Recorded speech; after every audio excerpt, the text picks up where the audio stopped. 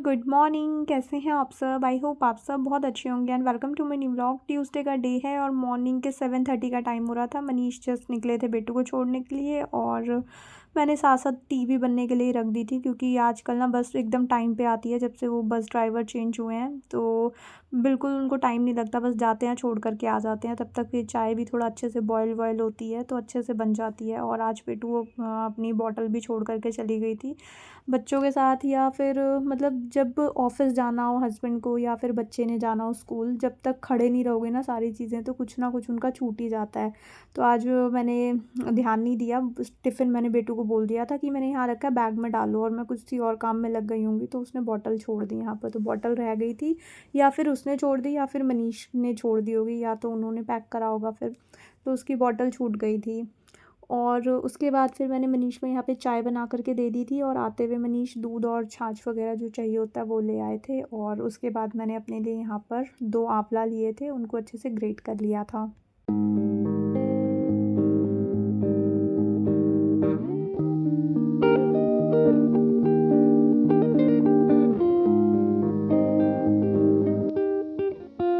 Morning में आज मैं कोकोनट वाटर फ्रिज से निकालना भूल गई थी, तो अभी काफ़ी ज़्यादा ठंडा था तो अभी फिर पीना मुझे ठीक नहीं लगा, क्योंकि अभी थोड़ी इतनी भी ज़्यादा गर्मी नहीं आई है कि एकदम फ्रिज से निकाल करके मैं पी लूँ पानी। और वैसे भी कितनी भी ज़्यादा गर्मी हो, मैं फ्रिज से निकला हुआ एकदम से पानी नहीं पीती हूँ। नॉर्मल टेम्परेचर वाला पीती हूँ, चाहे मई जून का ही मंथ क्यों ना चल रहा हो। तो फिर अभी मैंने नारियल पानी बाहर निकाल करके रख दिया था कि बाद में पी लूँगी, तो उससे पहले फिर मैं आंवला क्रश करके ले आई थी। तो मैं आंवला जूस एक तरह का पी रही थी, क्योंकि जो हम क्रश करते हैं ना या ग्रेट करके पीते आंवले को पीते हैं तो उसका फ़ाइबर भी हमारे साथ जाता है, जो कि डाइजेशन में हमारी हेल्प करता है। और अगर आप सिर्फ आंवला जूस पी जाते हो तो फिर जूस के और उसके ना थोड़े अलग अलग बेनिफिट्स हो जाते हैं। तो आंवला जो मैंने ग्रेट करा था अपने लिए वो सारा मैंने खाया, और उसके बाद फिर थोड़ा सा टाइम स्पेंड करा था, क्योंकि चाय वाय पी रहे थे मनीष भी। उसके बाद चाय वाय पीते ही आजकल उनको मॉर्निंग में निकलना होता है साथ साथ ऑफिस ही, तो वो एक बार में फ्रेशन अप वगैरह होकर के नहा धो करके आते हैं और फिर पूजा कर रहे थे मनीष, और साथ साथ फिर मैंने उनके लिए यहाँ पे चपातियाँ सेकने के लिए आ गई थी मैं, क्योंकि मॉर्निंग में ही सब्जी तो मैंने बना दी थी।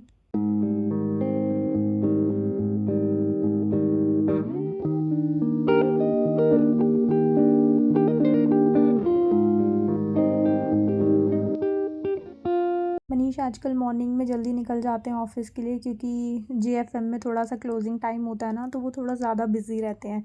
तो आजकल मॉर्निंग में जल्दी निकल जाते हैं और मेरे को भी काफ़ी बड़ा दिन मिल जाता है अपने कामों को निपटाने के लिए। अदरवाइज़ जब मनीष थोड़ा सा लेट निकलते हैं तो कामों की स्पीड भी काफ़ी कम हो जाती है और लेट लेट काम थोड़े से स्टार्ट होते हैं। अभी 9 o'clock तक मैक्स टू मैक्स वो घर से निकल जाते हैं, और 1 डेढ़ घंटे के अंदर मेरा सारा क्लीनिंग वगैरह का काम फिनिश हो जाता है। और उसके बीच में फिर मेरे को काफ़ी सारा एक्स्ट्रा टाइम भी मिल जाता है, जो कि मैं एक्स्ट्रा क्लीनिंग और एक्स्ट्रा ऑर्गेनाइजिंग मेंटेन करने के लिए जो हमारी क्लीनिंग को चाहिए होती है, जैसे पूरे घर का एक एक कॉर्नर हम लेकर के एक्स्ट्रा क्लीन करते रहते हैं ना, ताकि मेंटेन रहे सारी क्लीनिंग। तो उस चीज़ के लिए मेरे को काफ़ी सारा टाइम मिल जाता है, तो मैं फिर वो वाली चीज़ें निपटा लेती हूँ। और वैसे भी काफ़ी दिन से बंद था घर, तो अभी क्लीनिंग का काम बचा हुआ है।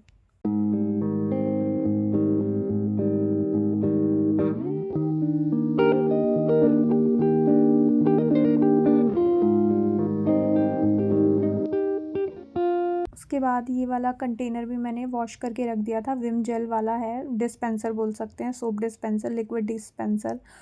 तो लिक्विड भी इसमें फ़िनिश हो गया था, तो मैं अभी अपने लिए दोबारा से बना रही थी, तो मैंने सोचा आप सबके साथ भी शेयर करती हूँ। काफ़ी लोगों को मैंने ऐसे देखा है कि डायरेक्ट विम जेल वो लेते हैं और उससे बर्तन क्लीन करना स्टार्ट कर देते हैं, बट वो सही मेथड नहीं होता। उससे ना अच्छे से क्लीनिंग भी नहीं हो पाती है और बर्तन में आप देखोगे ना वाइट कास्ट रह जाता है। तो विम जेल को सही से यूज़ करने का तरीका यही होता है कि उसको वाटर में थोड़ा सा आपको मिक्स करना होता है, अच्छे से डाइल्यूट करना होता है, थोड़ा मतलब पतला हो जाए वो। अदरवाइज़ वो बहुत थिक सा होता है और उसको डायरेक्ट आप बर्तनों पे लगाओगे ना तो एक वाइट कास्ट सा आ जाता है बर्तन में और अच्छे से क्लीनिंग नहीं हो पाती है। तो ऑलवेज़ मैं इसको पानी में मिक्स करके ऐसे डिस्पेंसर भर करके रख देती हूँ, और फिर इसको काफ़ी लॉन्ग टाइम तक ये चल जाता है, तो उसको फिर मैं यूज़ करती रहती हूँ।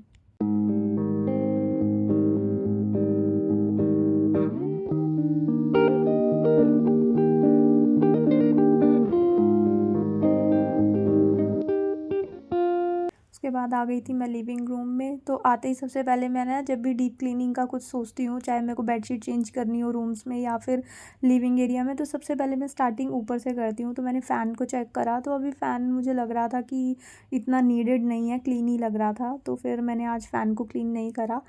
और अभी सोफ़ा कवर मेरे को चेंज करना था, काफ़ी दिन हो गए थे, घर बंद था तो सोफ़ा भी मतलब गंदा सा हो रहा था, उसको भी क्लीनिंग की नीड थी। और काफ़ी टाइम से मैंने इसको क्लॉथ को भी उल्टा करके बिछाया हुआ था, तो अभी टाइम था उसको भी चेंज करने का। तो दूसरा सोफ़ा कवर मैं लेकर के आ गई थी। हमारे पास ना बहुत सारी चीज़ें हों, बहुत अलग अलग वैरायटी की हों, ये ज़रूरी नहीं होता, बस थोड़ा सा हम स्मार्ट वर्क करके ना चीज़ों को मिक्स एंड मैच करके अलग अलग लुक क्रिएट कर सकते हैं। जैसे कि अभी जो सोफ़ा कवर बिछा हुआ है ये काफ़ी डार्क कलर का है, जो कि हमारे वॉलपेपर के साथ कलर मैच करता है।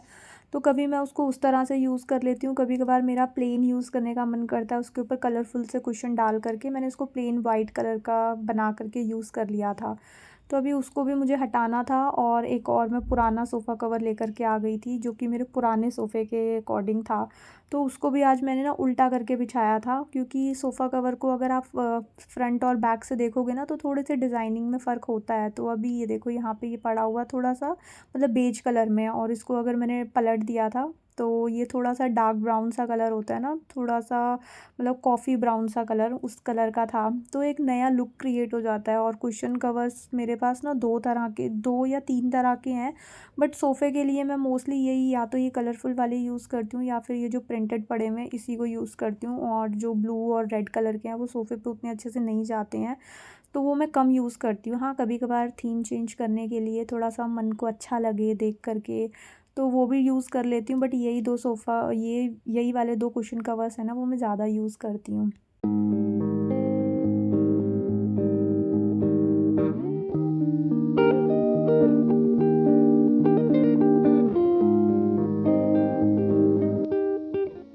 तो एक और न्यू लुक दे दिया था मैंने अपने लिविंग रूम को। और सोफ़ा कवर तो ये ठीक लग रहा था, और ठीक लगे या ना लगे थोड़ा सा लुक चेंज हो जाता है तो मन को अच्छा लगता है, क्योंकि घर की दीवारें और वॉलपेपर्स फर्नीचर तो हम चेंज नहीं कर सकते, बट जो एसेसरीज़ होती हैं लाइक कर्टन, सोफ़ा कवर और बेड कवर से मतलब बेड शीट्स, तो इनको चेंज करके हम अपने घर के लुक को चेंज कर सकते हैं। चीज़ों को थोड़ा अलट पलट करके, कि इधर के शोकेस की चीज़ें बाहर लगा दी, बाहर से कुछ डेकोर पीसेस उठा कर के अंदर लगा दिए, तो इस तरह से हम थोड़ा-सा घर के लुक को, थीम को चेंज कर सकते हैं।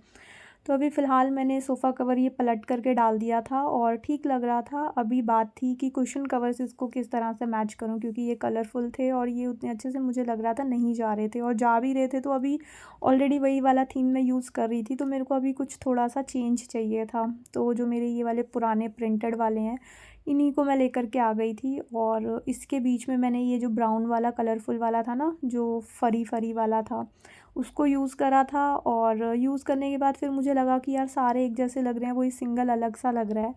तो जो ये पफ्स पे पड़ा रहता है ना एक अलग कलर का, तो इसको भी मैंने बीच में जा कर के रख दिया था, ताकि थोड़ा-सा न्यू लुक क्रिएट हो जाए।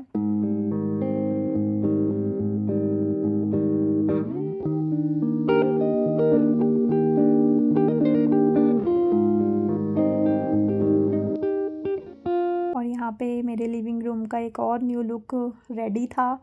और वैसे भी यार अपना घर है, अपने टेस्ट के अकॉर्डिंग और अपने मूड के अकॉर्डिंग आप चीज़ों को अलट-पलट कर सकते हो। कौन सा कोई जज करने के लिए बैठा है यार। जब कोई गेस्ट आता है तो मेरे को चाहिए होता है कि हाँ, जो मेरा बेस्ट थीम है मैं वो वाला करके रख दूँ। और जब कोई नहीं आना होता, रेगुलर हमारा रूटीन वाले डेज़ चल रहे होते हैं, तो फिर चीज़ों को थोड़ा चेंज करके एक्सपेरिमेंट करना कौन सा बुरा है यार, थोड़ा-सा मूड अच्छा हो जाता है। चीज़ें देखने को अलग-अलग सी लगती हैं, तो फिर मैं ऐसा करती रहती हूँ। और उसके बाद बालकनी की बारी आई थी, क्योंकि बालकनी तो ओपन रहती है, उसमें तो सबसे ज़्यादा डस्ट और गंदगी इकट्ठी हो जाती है। तो अभी घर बंद था तो पीछे बालकनी में बहुत ही ज़्यादा बुरा हाल था। झाड़ू-वाड़ू मैंने कल लगा ली थी, बट स्टिल पूरी बालकनी जो थी ना वो भरी पड़ी थी डस्ट से। तो मैं बाहर आई थी क्लॉथ्स वगैरह लगाने के लिए। अभी वाइट वाला स्लॉट जो था वो मेरे को लगाना था, कपड़ों की पूरी बास्केट ना ओवरफुल हुई पड़ी है। तो अभी धीरे-धीरे करके उस बास्केट को भी ख़त्म करना है। तो अभी मैं एक स्लॉट लगाने के लिए आ गई थी। दिन में 2-2 3-3 स्लॉट करके लगाऊंगी, तब जा कर के बास्केट खाली होएगी। और थोड़ा-सा स्पेस भी देखना पड़ता है, बहुत सारा स्पेस नहीं है, तो उसके अकॉर्डिंग फिर मैं लगा लेती हूँ।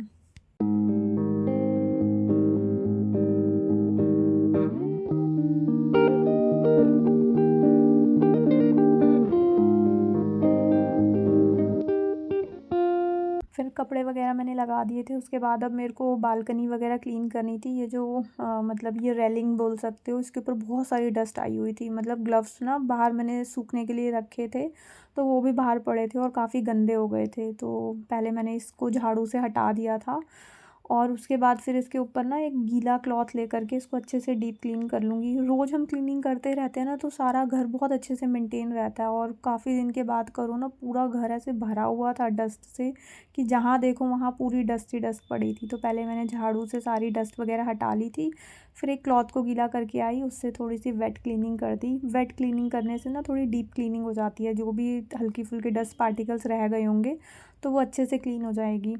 और उसके बाद तो फिर अब मैं रेगुलर क्लीनिंग में इसको साथ के साथ क्लीन रखती हूँ, क्योंकि कपड़े वगैरह यहाँ सुखाती हूँ तो फिर कपड़े वगैरह जैसे वाइट होते हैं, अगर हल्की फुल्की भी यहाँ पे डस्ट पड़ी होगी ना तो फिर कपड़ों पे लग जाती है, तो फिर वो दोबारा से गंदे हो जाते हैं और स्टेन अलग आ जाता है।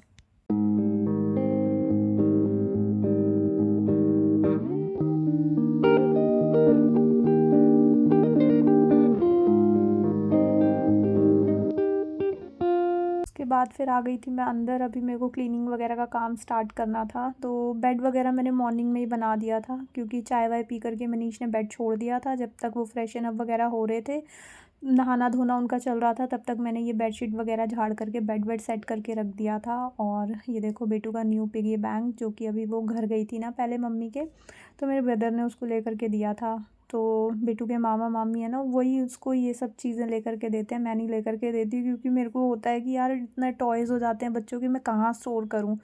तो फिर मैं थोड़ा सा टॉयज़ वगैरह अवॉइड करती हूँ। बट ये वहाँ जाती है तो उसके मामा मामी उसको टॉयज़ दिलवाते हैं। तो इस बार गई थी तो वो ये लेकर के आई थी, तो उसने यहाँ पे उसको सजा करके रखा हुआ है। पासवर्ड वगैरह डालो तो मतलब पासवर्ड वाली उसको चाहिए थी, तो ये पासवर्ड वाला पिगी बैंक उसको लेकर के दिया था।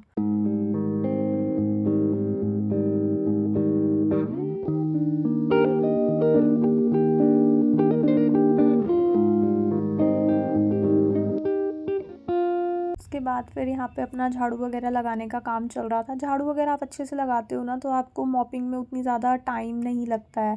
थोड़ा सा प्रेस करके दबा करके झाड़ू को लगाओगे तो सारी जो डस्ट वगैरह होती है ना वो हट जाती है, और आपको मॉपिंग में बहुत ज़्यादा मेहनत करने की ज़रूरत नहीं होती है।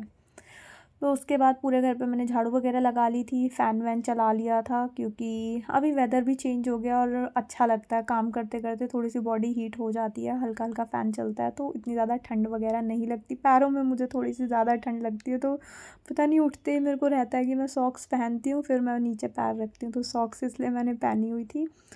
और उसके बाद बस पूरे घर में मैंने मॉपिंग वगैरह भी कर ली थी, और जो रूटीन वाली क्लीनिंग थी वो वाली मेरी क्लीनिंग का काम जो था वो फिनिश हो गया था। अभी थोड़ा बहुत जो एक्स्ट्रा क्लीनिंग वगैरह है वो मैं उसके बाद निपटा लूँगी।